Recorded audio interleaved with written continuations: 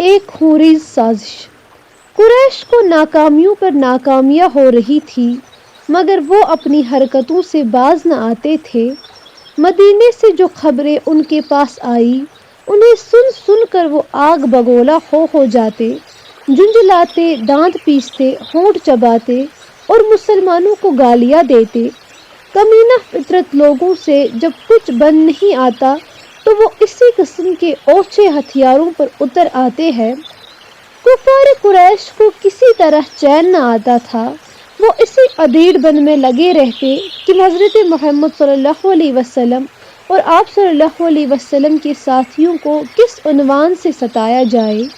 کبھی صحابہ میں پھوٹ ڈالنے کی تدبیریں سوچتے، کبھی یہ اسکیم بناتے کہ کسی طرح حجاز کے قبیلوں میں بدزنی پھیلا کر اور بدبیوں کو بھڑکا کر مدینے پر چڑھائی کرا دے۔ مدینے کی یہود اور منافقوں سے قریش مکہ ساز باز رکھتے تھے۔ رسول اللہ اور آپ صلی اللہ علیہ وسلم کے صحابہ کی نقل و حرکت کی اطلاعیں پہنچتی رہتی۔ قریش ازل اور کارہ کے قبیلوں میں پہنچے اور ان کو دھمکی دی، لالچ سے بھی پرچایا اور یہ بھی کہا کہ عبداللہ کے بیٹے محمد صلی اللہ علیہ وسلم نے نیا دین نکال کر ہمارے آبائی دین کو شدید خطرے میں ڈال دیا ہے۔ عرب کی خاندانی عظمت خاک میں ملی جا رہی ہے۔ وہ مقدس بت جو صدیوں سے ہماری مدد کرتے آئے ہیں ان کی یہ مسلمان توہین کرتے ہیں۔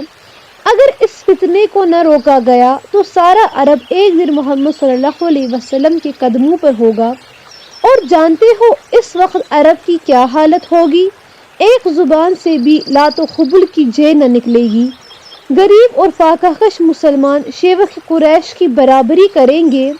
وہ شراب جس کا جام ہمارے اسلاف نے تلواروں کی چھاؤں میں پیے ہے اس کا پینا بند کر دیا جائے گا۔ تمام لذتیں، مسرتیں، تفریح ختم، ہر لطف اور خوش فعلی غائب۔ بس صبح سے شام بلکہ رات تک نمازیں پڑھو، کھڑے ہو، جھکو اور خاک پر گر پڑو، اور وہ بھی ایک خیالی اور اندیکھی ہوئی طاقت کے سامنے۔ قریش کی باتوں کا ان لوگوں پر جادو چل گیا۔ ان دونوں قبیلے کے 7 آدمی مدینہ جانے کے لیے تیار ہو گئے۔ سازش یہ تھی کہ کسی بہانے حضرت محمد رسول اللہ صلی اللہ علیہ وسلم کے صحابہ کو یہ اپنے ساتھ لے آئے اور پھر انہیں دھوکے سے قتل کر دے۔ یہ اسکیم کامیاب ہو گئی تو پھر اسی انداز پر یا سازشوں کی نوعیت بدل کر صحابہ کو موت کے گھاٹ اتارتے رہیں گے۔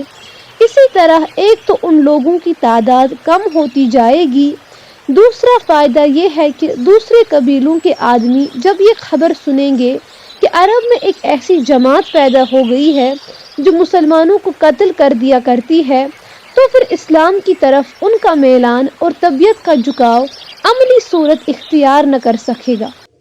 قوم ازل اور کارہ کے یہ 7 آدمی جن کو قریش کی سازش نے ابھار کر مدینہ بھیجا تھا، مدینہ پہنچے اور حضرت محمد رسول اللہ صلی اللہ علیہ وسلم کی خدمت میں حاضر ہوئے۔ ان لوگوں نے مسکینوں جیسی صورت بنا لی تھی، جیسے یہ بڑے ہی سیدھے سادے، بولے بالے اور نیک صفت ہے، اور اسلام کی کشش ان کو یہاں تک لے آئی ہے۔ ان لوگوں نے رسول اللہ صلی اللہ علیہ وسلم کی خدمت میں عرض کیا کہ ہمارے قبیلے اسلام کی سعادت سے مشرف ہونے کے لیے بالکل تیار ہے، ہمارے ساتھ اپنے صحابہ میں سے کچھ ایسے اشخاص کو بھیج دے جو اہل قبیلہ کو اسلام کی تعلیم دے سکے۔ حضور صلی اللہ علیہ وسلم نے 10 صحابی مسلمان ان کے ساتھ کر دیے۔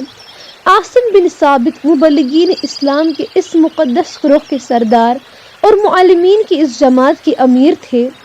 مدینے سے یہ قافلہ مسرتوں کے جرمٹ میں روانہ ہوا۔ صحابہ کرام کو خوشی اس بات کی تھی کہ ہم تبلیغ حق کی خدمت انجام دینے کے لیے جا رہے ہیں، ناواقفوں کو اسلام کی حقیقت بتائیں گے، جو اب تک اسلام نہیں لائے ہیں ان پر اسلام پیش کریں گے۔ ہماری کوشش سے اگر چند آدمی بھی ہدایت پا گئے تو ہمارے نامہ اعمال اس نیکی کی بدولت بہت وزنی ہو جائیں گے۔